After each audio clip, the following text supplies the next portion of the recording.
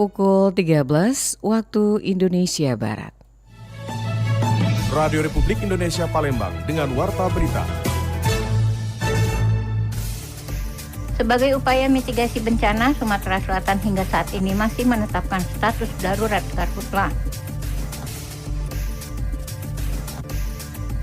Omset pedagang kelengkapan sekolah di Banyuasin mengalami penurunan. Itulah diantara informasi akan kita hadirkan siang hari ini di hari Senin tanggal 15 Juli 2024 yang berhasil dihimpun oleh tim redaksi RRI Palembang. Bersama Senadiar juga rekan Bunga, inilah Warta Berita selengkapnya.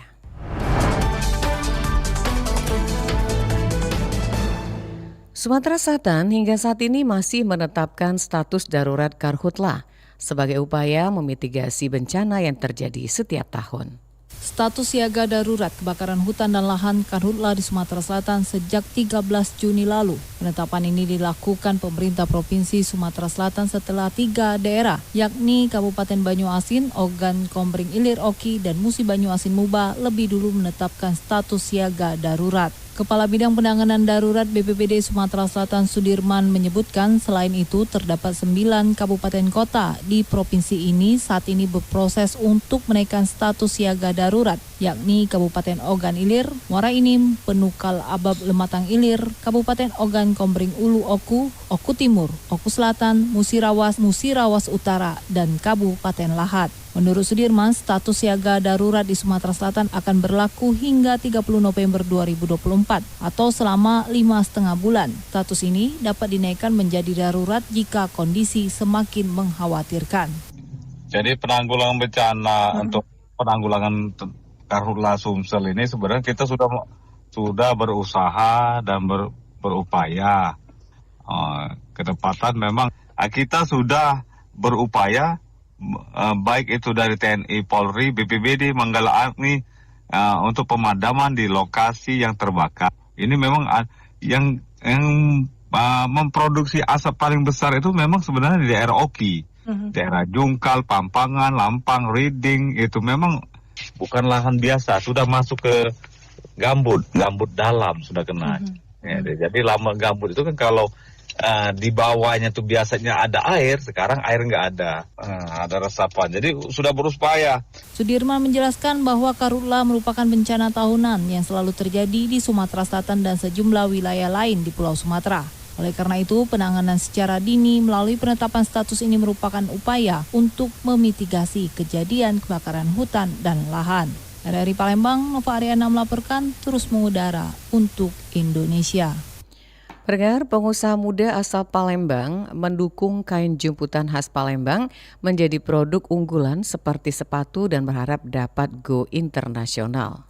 Memperingati Hari Keterampilan Pemuda Sedunia dan UMKM Go Internasional, pengusaha muda Palembang mendukung budaya khas Palembang kain jemputan menjadi sepatu dan berharap dapat go internasional. Di momen ini bertujuan memberikan ruang bagi generasi muda terampil dalam mengembangkan usaha dan karya dalam UMKM untuk melakukan kegiatan positif yang lebih bermanfaat bagi masyarakat dan dunia. Pengusaha sepatu muda Nadina Sukmasari mengungkapkan saat ini produksi sepatu yang ia hasilkan pernah berkolaborasi dengan desain Indonesia di Hong Kong dan pernah juga sampai ke Korea Selatan. Bagi pemuda yang akan mencoba merintis usaha, diharapkan dapat bersabar dan menikmati setiap prosesnya. Juga pernah mencoba berangkat sendiri, coba di acara KBRI waktu di Korea Selatan, sama kemarin mencoba berkolaborasi di bulan April lalu dengan desainer Indonesia di Hong Kong, itu untuk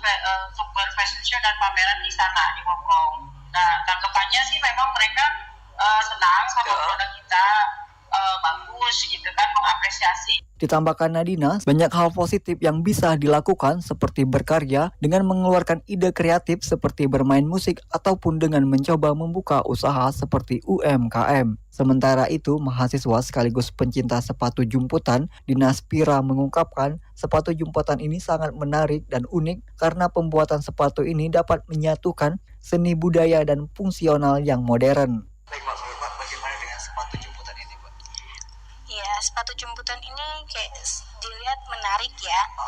Ini karena juga saat ini sedikit yang membudidayakan hasil dari jemputan tersebut. Nah, ini sepatu dari jemputan ini juga hasil dari salah satu menghormati hasil budaya Sumatera Selatan. Diharapkan pada peringatan Hari Keterampilan Pemuda Sedunia dan UMKM Go Internasional, lebih banyak lagi masyarakat ataupun para desainer muda lebih kreatif dalam menghasilkan sebuah karya. Dari Palembang, Muhammad Irfan terus mengudara untuk Indonesia.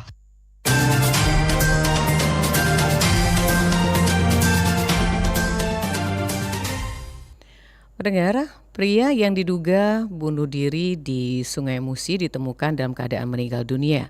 Jasad korban ditemukan dalam keadaan mengapung sejauh 300 meter dari lokasi kejadian. Muhammad Hidayat alias Angga bin Helmi, pria berusia 24 tahun yang dilaporkan hilang setelah terjun ke Sungai Musi pada Sabtu pekan lalu, akhirnya ditemukan oleh tim SAR gabungan dalam keadaan meninggal dunia. Dan tim rescuer kantor SAR Palembang, Ikro Cesar Alfatona mengungkapkan, dalam proses pencarian, tim SAR gabungan dibagi menjadi 2 kelompok dengan melakukan penyisiran permukaan air menggunakan perahu karet, speedboat polairut, dan perahu masyarakat. Jasad korban ditemukan dini hari tadi dalam keadaan mengapung di pinggir sungai, tepatnya di depan kelenteng Dewi Kwan Im atau sekitar 300 meter dari lokasi kejadian. Setelah ditemukan, korban dievakuasi dan dibawa ke rumah duka untuk proses pemakaman. Dengan ditemukannya korban, operasi SAR dinyatakan selesai dan ditutup. Alhamdulillah tim SAR gabungan mengikuti dari Basarnas, Dit Polairut Polda Sumsel, PMI, serta masyarakat dan nelayan berhasil menemukan korban dalam keadaan Mac Delta. Untuk lokasi di depan kelenteng Dewi Kwan Im, kurang lebih 300 meter dari LKK. Demikian. Kejadian bermula pada Sabtu pekan lalu, sekitar pukul 18.30 waktu Indonesia Barat. Korban datang ke dermaga penumpang Tujuh Ulu dengan mengendarai sepeda motor, kemudian tanpa alasan yang jelas tiba-tiba melompat ke Sungai Musi, sehingga menyebabkan korban hanyut dan tenggelam. Rian Apridani melaporkan. Pendengar, kita beralih ke informasi berikutnya. Korban arisan online Muhammad Bahari mendesak pengelola arisan segera ditangkap. Bersama kuasa hukum dan saksi, Muhammad Bahari Yuda Putra, pelapor dugaan penipuan penggelapan arisan online, belum lama ini mendatangi Polrestabes Palembang. Pelapor datang untuk mengetahui perkembangan laporannya tertanggal 22 April tahun 2024 lalu. Menurut pelapor Muhammad Bahari Yuda Putra mengatakan, saat ini status terlapor belum jadi tersangka meski pelapor sudah menyerahkan saksi dan barang bukti. Seharusnya itu di bulan 11 itu ada 20 juta dan juga di bulan 1 itu 20 juta, Pak. Itu ya? Nah ini sekarang kita laporkan ya? Sekarang sudah kita masukin laporan karena mengingat dari pelaku tidak ada itikat baik sama sekali sampai sekarang. Selain kita ada korban lain nggak, Mas? Selain kita, Pak, ada korban lain, Pak, banyak. Korban lain banyak, bisa dibilang banyak. Karena salah dua dari saksi kita ini sebagai korban juga. Sementara kuasa hukum pelapor Muhammad Aksel menjelaskan pihak pelapor atau kliennya telah menyerahkan bukti juga saksi.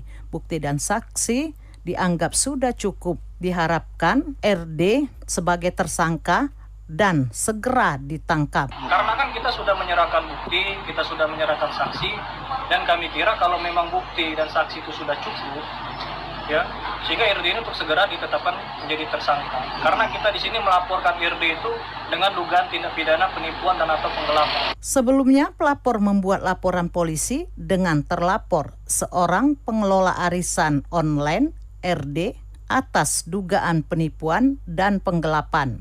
Lamsihar Silitonga melaporkan.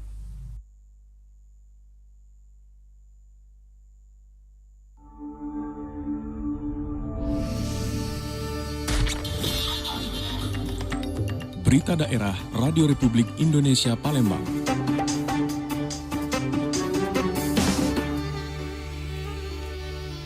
Pendengar, omset pedagang perlengkapan sekolah di Banyu Asin menurun, tidak seperti tahun-tahun sebelumnya. Berbeda dari tahun-tahun sebelumnya, tahun ajaran baru 2024-2025 kali ini membawa kekecewaan bagi para pedagang perlengkapan sekolah di Pasar Rakyat Pangkalan Balai Banyuasin. Meskipun biasanya ada lonjakan permintaan saat tahun ajaran baru dimulai, penjualan tahun ini tidak sesuai dengan yang pedagang harapkan. Holid, salah satu pedagang perlengkapan sekolah, mengungkapkan bahwa penjualan tahun ini tidak seramai tahun sebelumnya.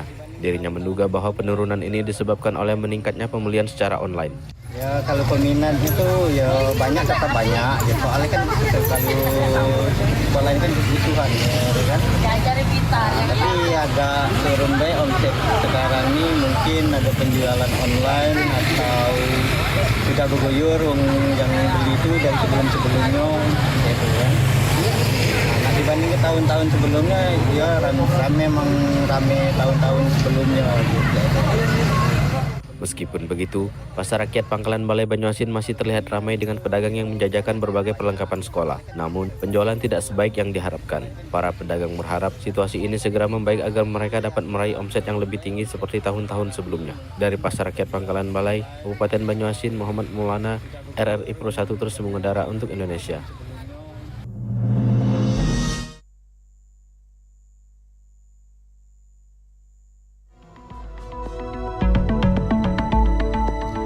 Pendengar, informasi tadi mengakhiri Warta Berita untuk siang hari ini, hari Senin tanggal 15 Juli 2024. Untuk informasi yang ada di sekitar Anda bisa menghubungi kami di line WA di 0821 7927 9090. Wakil pekerja yang bertugas, Nadia bersama rekan Bunga, mengucapkan terima kasih atas perhatian Anda. Selamat siang dan sampai jumpa.